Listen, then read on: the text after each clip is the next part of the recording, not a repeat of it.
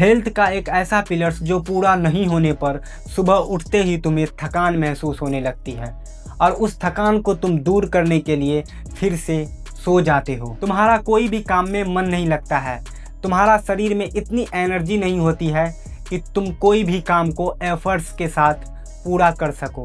बस दिन भर सोने का मन करता रहता है और किसी भी बात पर इरिटेट हो जाना, तुरंत गुस्सा आ जाना, ये सब तुम्हारा डीप स्लीप पूरा नहीं होने के कारण होता है। जब तुम अच्छे से सो नहीं पाते हो तो तुम्हारा डीप स्लीप कंप्लीट नहीं हो पाता है। ये हमारे नींद के वो पार्ट है जब बॉडी रिलैक्स होती है और हमारा मसल्स रिकवर होता है और बॉडी एनर्जी को रीस्टोर करती है और हमारा दिमाग रिफ्रेश हो जाता है। लेकिन ऐसे में तुम्हारे मन में ये सवाल आ रहा होगा कि हम सोते तो पूरा है, पूरे 10 घंटे की नींद प्रॉपर लेते हैं, फिर हमारा डीप स्लीप क्यों पूरा नहीं हो पाता है, हम फिर थका हुआ महसूस क्यों करते हैं, हमारा दिमाग रिफ्रेश क्यों नहीं हो पाता है। असल में तुम्हारे बॉडी को इससे कोई फर्क नहीं पड़ता कि तुम कितना ज़्यादा सो रहे हो।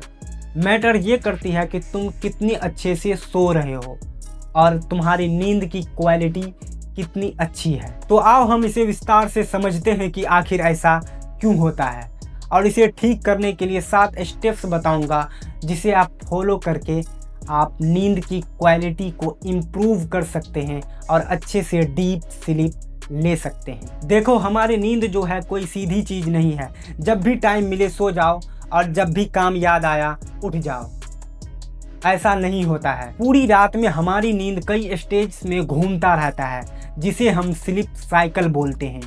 ये साइकिल लगभग 90 से 110 मिनट तक का होता है और हर साइकिल में 4 मेन स्टेज होता है और नींद को कंप्लीट करने के लिए सभी स्टेज से गुजरना इम्पोर्टेंट होता है। जब तुम बेड पर जाते ही आंख बंद करके सोने की कोशिश करते हो तो ये नॉन रैपिड आई मूवमेंट का फर्स्ट स्टेज होता है। जहां पर तुम सोने के लिए एंटर करते हो, तुम्हारा आंखें बंद होती है और तुम्हारा बॉडी धीरे धीरे रिलैक्स होना स्टार्ट हो जाता है। तुम्हारा माइंड में अलग अलग डिफरेंट का थॉट्स आना शुरू हो जाता है। यहाँ पर अगर तुम्हें कोई आवाज़ देकर उठा भी दे तो तुम आसानी से उठ सकते हो। स्टेज 2 में जब तुम लाइट स्लीप में स्टेबल हो जाते हो तो तुम्हारा बॉडी का टेम्परेचर कम हो जाता है और तुम यहीं से एक्चुअल स्लीप मूड में एंटर करते हो। फिर आता है स्टेज 3 डीप स्लीप। ये सबसे पावरफुल फेज है नींद का जहां पर बॉडी रिपेयर होता है। स्टेज 4 यहाँ पर तुम्हें सपने आते हैं और तुम्हारा ब्रेन एक्टिव होता है। रैपिड आई मूवमेंट स्टेज 4 के बाद ये साइकिल फिर से रिपीट होता है। ऐसे ही पूरी रात में ये 4 से 6 बार रिपीट होता है। अगर तुम्हारा 5 साइकिल भी पूरा होता है तो तुम्हें साढ़े 7 घंटे की नींद लेनी पड़ेगी। लेकिन यहाँ पर इम्पोर्टेंट बात यह है कि 5 साइकिल को पूरा करने के लिए अगर तुम साढ़े 7 घंटे सो भी रहे हो तो अगर नॉन रैपिड आई मूवमेंट के स्टेज 3 में जब तुम डीप स्लीप में होते हो उस वक्त कोई तुम्हें उठा दे तो डीप स्लीप कैंसिल हो जाती है और वो साइकिल में काउंट नहीं किया जाता है। तुम्हें उस साइकिल को पूरा करने के लिए तुम्हें फिर से स्टेज 1 से सोना पड़ेगा। या किसी भी स्टेज के बीच में तुम्हें कोई बार बार उठा रहा है या तुम अलार्म की वजह से बार बार उठ रहे हो तो उस साइकिल को पूरा करने के लिए तुम्हारा ब्रेन को उस प्रोसेस को फिर से रीस्टार्ट करना पड़ता है। बार बार उठने पर तुम्हें वापस से उतनी गहरी नींद नहीं आ पाती है और तुम्हारा नींद की क्वालिटी वीक हो जाती है और तुम्हारा बॉडी पूरी तरह से रिकवर नहीं हो पाता है। फिर तुम 10 घंटे की भी नींद ले लेते हो तो तुम्हें हमेशा सोने का मन करता रहता है और तुम हमेशा थका हुआ महसूस करते हो। अब इसका सॉल्यूशन क्या है, कैसे तुम कंटिन्यू सोकर डीप स्लीप ले सकते हो? सबसे पहला पॉइंट है कि तुम्हें बेड पर तभी जाना है जब तुम्हें एक्चुअल में नींद आए, क्योंकि नींद नेचुरली आती है जब तुम्हारा शरीर थक जाता है काम करने से तो बॉडी को रेस्ट चाहिए होता है, तभी गहरी नींद आ पाती है। दूसरा पॉइंट है कि तुम सोने के लिए अलार्म सेट करो ताकि तुम एक ही टाइम पर रोज सो पाओ।